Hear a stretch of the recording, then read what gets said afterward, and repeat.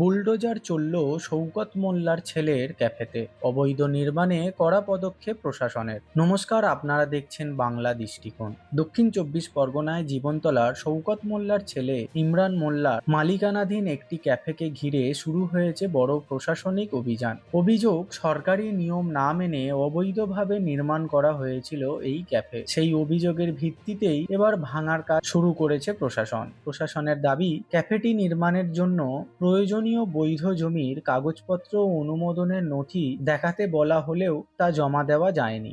এরপরেও আইন অনুযায়ী উচ্ছেদ ও ভাঙার প্রক্রিয়া শুরু করা হয়। স্থানীয় সূত্রের অভিযোগ, এই নির্মাণকে ঘিরে দীর্ঘদিন ধরেই বিতর্ক চলছিল। এলাকাবাসী একাংশের দাবি, সরকারি জমি ও পরিবেশ সংক্রান্ত নিয়ম লঙ্ঘন করে ক্যাফেটি তৈরি করা হয়েছিল। যদিও এই অভিযোগ নিয়ে সংশ্লিষ্ট পক্ষের বক্তব্য আলাদাভাবে সামনে এসেছে কিনা তা এখনো স্পষ্ট নয়। উল্লেখ্য, সম্প্রতি বিভিন্ন মামলায় শওকত মোল্লা তার পরিবারের নাম সংবাদ শিরোনামে উঠে এসেছে। এই পরিস্থিতিতে ইমরান মোল্লার ক্যাফের বিরুদ্ধে প্রশাসনের পদক্ষেপ রাজনৈতিক মহলেও নতুন করে জল্পনা তৈরি করেছে। তবে প্রশাসনের বক্তব্য, এই অভিযান সম্পূর্ণ আইন ও প্রশাসনিক প্রক্রিয়া মেনেই পরিচালিত হচ্ছে এবং অবৈধ নির্মাণের বিরুদ্ধে ভবিষ্যতেও একই ধরনের ব্যবস্থা নেওয়া হবে। এখন প্রশ্ন, এই উচ্ছেদ অভিযানকে কেন্দ্র করে কি নতুন আইনি লড়াই শুরু হবে, নাকি প্রশাসনের সিদ্ধান্তই চূড়ান্ত হবে? এই দিকেই নজর রাজ্যবাসী। এই ঘটনা নিয়ে আপনার কি মতামত অবশ্যই কমেন্টে জানাবেন।